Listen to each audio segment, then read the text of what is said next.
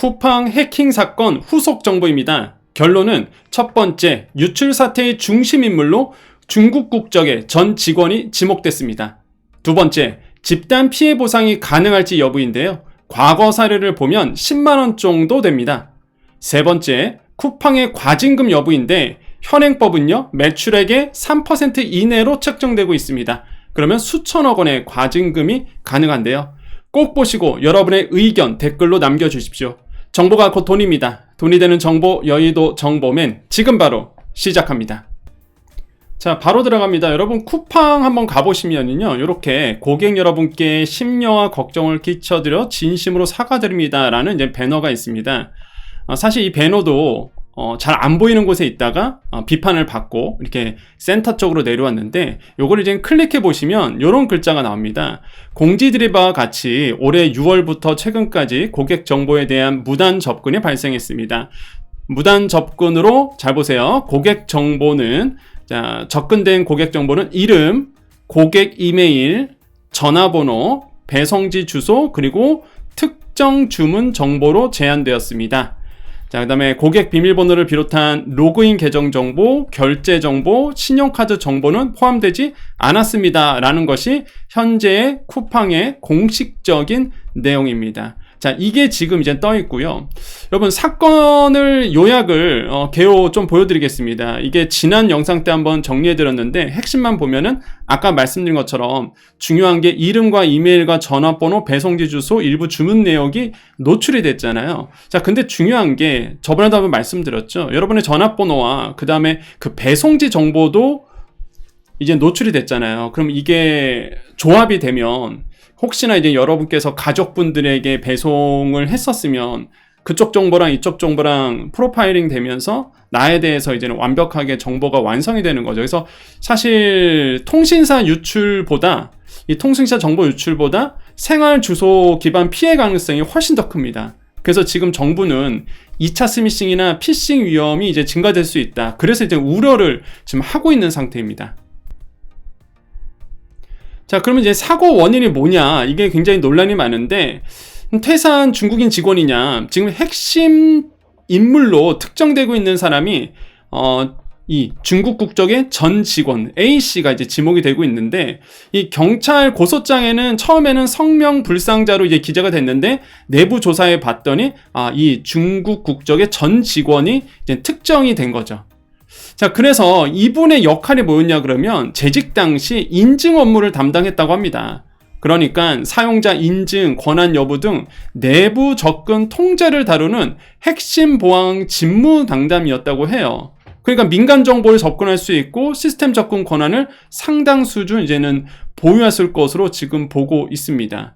그러니까 이런 사람이 퇴사를 해서 정보를 계속 보고 있었다, 이렇게 이제는 되고 있는데, 이 서울경찰청 사이버수사 2는요, 쿠팡이 회원들의 개인정보를 보유하고 있다, 보안을 강화하지 않으면 유출 사실을 언론에 알리겠다라고 이 협박성 이메일을 받은 사실을 확인한 것으로 이제 전해지고 있습니다. 그래서 지금 이 쿠팡 내부에서는 이 사람이 이 중국인 국적, 그러니까 중국 국적의 이 전 쿠팡 종사자, 전 직원의 지금 이 사람이 유력하다, 이렇게 이제는 내다보고 있는 거죠. 그래서 확정된 건 아닙니다.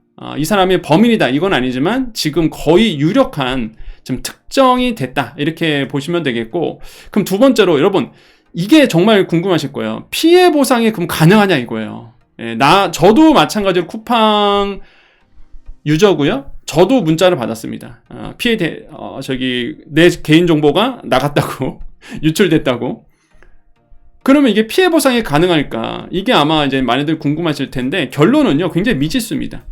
왜 그러냐면, 과거 사례를 보면은요, 1인당 보상액은 최대 한 10만원 정도 수준에 그칠 경우가 굉장히 큰데, 이거마저도요, 다 주는 게 아니라, 이 실제 집단 소송에 들어가신 분들만 사실상 이게 10만원씩 나온 거거든요. 그러니까 모든 쿠팡의 그 유저들, 가입자들한테 다 주지도 않습니다. 그리고 주더라도, 이런 소송에 참여해서 실제적으로 이제 배상을 받더라도 최대 10만원 수준에 그쳤다고 해요. 자, 예를 들어서 2011년도 네이트 싸이월드, 그 당시에 3,500만 명이 유치가 됐었는데 소송 결과 참여가 2,800명 참여를 했고요. 그 당시에는 무죄에 나왔다고 합니다. 그러니까 배상이 없는 거예요. 그 다음에 2016년도에 인터파크 해킹, 이거 굉장히 떠들썩했었죠. 1,000만 명 정도가 유출됐는데 소송 참여 인원은 한 2,400명 정도. 2,400만 명 아닙니다. 2,400명. 그래서 1인당 10만원씩 배상 받았는데 이게 소요 시간이 4년 걸렸습니다. 4년. 2020년에 최종 판결이 나왔거든요. 네, 2014년도에 카드사가 있었죠. 또 카드사? 그 당시에 있었는데 1인당 10만원. 이것도 당연히 소송에 참여한 분들만 들어간 거예요. 그래서 실제 집단 피해 보상 하더라도, 소송에 참여하더라도 과거 사례를 보면 한 10만원 정도. 이렇게 이제는 있다라는 거죠. 그래서 과연 쿠팡이 이번 사건을 어떻게 또 소비자들에게 피해 보상을 할지, 이것도 이제 지켜보셔야 되겠고, 과거 사례를 보면 한 요렇게 정리될 수 있죠. 그 다음에 이제 여러분께서 궁금한 거 또 뭐냐면, 쿠팡이 그러면 벌을 받아야 되겠죠. 그럼 과징금 규모가 과연 어떻게 될까? 이것도 굉장히 궁금한데요. 쿠팡의 2024년도 연결 포괄 손익계산서를 봤습니다. 한마디로 매출액이 얼마냐, 이게 되게 중요해요. 과징금을 책정하기 위해서. 왜 그러냐면 이 매출액의 3%까지 과징금을 부과할 수 있습니다. 현행법은 2023년 개정 개인정보보호법인데, 그러면 2024년도 기준으로 한 해 매출액이 얼마일까라고 보시면 12기 단기 나옵니다. 요거 이제는 공시자료입니다. 여기 보시면 38조 원 이렇게 되거든요. 이게 단위가 100만 원이니까 매출액이 2024년도 한 해 매출액이 38조 원. 요거는 이제는 국내죠, 국내. 국내 커머스 쪽에서.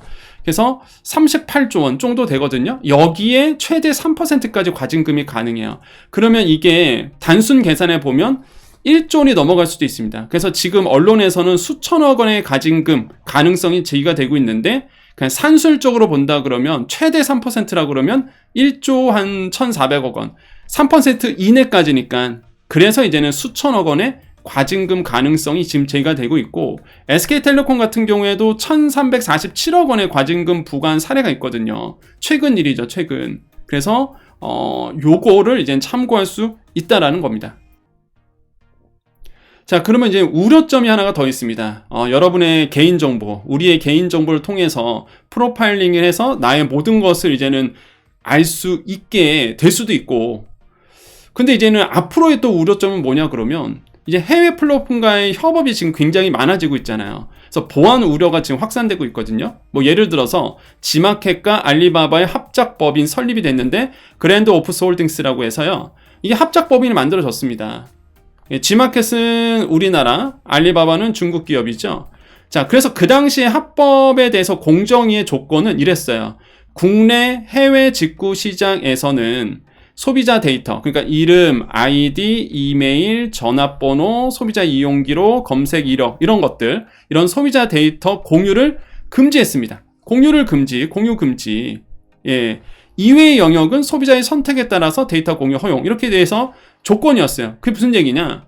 여러분이 썼던 데이터, 소비자 데이터는 아무리 합작 법인이지만 이제는 다른 기업, 한마디로 중국 기업, 예를 들어서 합작 법인이다 그러면 이 중국 기업이 이제 가져가지 못하도록, 해외 나의 데이터를 해외로 가져가지 못하도록 이렇게 조건을 걸어놨어요. 그래서 공유하면 안 된다, 이렇게 했는데, 근데 이제는 앞으로 글로벌 플랫폼의 협업이 많아질 거 아닙니까? 근데 이게 이제는 뭐 그렇다는 게 아니라 좀 우려사항이 커지는 거죠. 데이터 해외 유출 위험이 좀 증가될 수밖에 없고, 특히 이제 3C라고 얘기하죠. 알리익스프레스, 테무, 쉰, 이게 중국이 차이나 커머스인데, 이 C커머스가 워낙 그 영향이 많아지다 보니까 우리의 소중한 데이터가 뭐 해외로 이전될 우려가 좀 커지고 있다, 이런 이젠 우려스러운 목소리도, 그렇다는 게 아니라, 지금 뭐 그렇게 일어났다는 게 아니라 이전 우려의 목소리가 좀 커지고 있다라는 겁니다.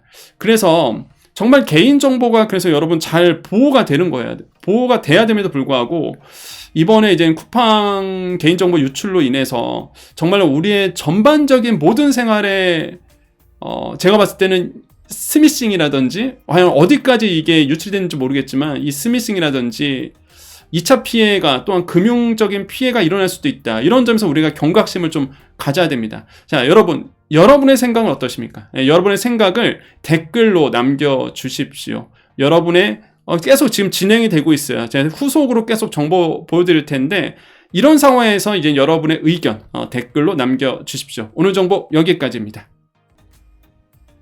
자, 우리 여정 가족님들만 남아 계십시오. 많은 분들이 이번 쿠팡의 개인정보 유출 사태로 인해서 걱정이 많으세요. 저도 마찬가지입니다. 제가 아마 언론보다 더 빠르게 그 공동 현관 비밀번호 조심하시라 그 말씀 들었었죠.